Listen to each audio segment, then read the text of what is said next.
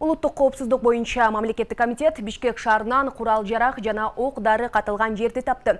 Бул тууралуу атайын кызматтан кабарлашты. Маалыматка караганда жашырылган жерден бир даана F1 жарылуучу зат, ошондой эле 7,62 мм калибрдеги ок-дарылар жана ПМ маркасындагы номерлери өчүрүлгөн тапанча алынды. Алдын ала маалымат боюнча алынган курал жана ок-дарылар кылмыштуу топторго таандык болушу мүмкүн. Ушул тапта курал-жарак катылган жерди уюштурган адамдарды аныктоо боюнча иш-чаралар жүргүзүлүп жатат.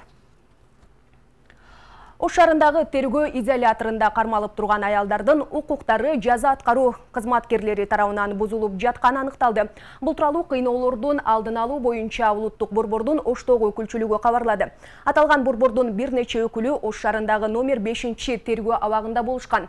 Жабык жайда ашыкча адам кармалып турганы, жатканга керебети жоктугу аныкталган. Улуттук борбордун аймактык өкүлчүлүгүнүн кызматкерлери мыйзам бузуу фактылары боюнча акт түзүштү.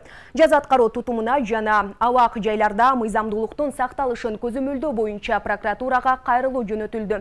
Расмий маалыматка ылайык, Кыргызстанда 11 түзөтүү мекемеси, 6 тергөө изолятору, 1 түрмө, 13 түзөтүү абагы, 50 аймактык жаза аткаруу инспекциясы бар. 2020 жылга карата жаза мөөнөтүн 9 миңден ашуун адам өтөп жатат.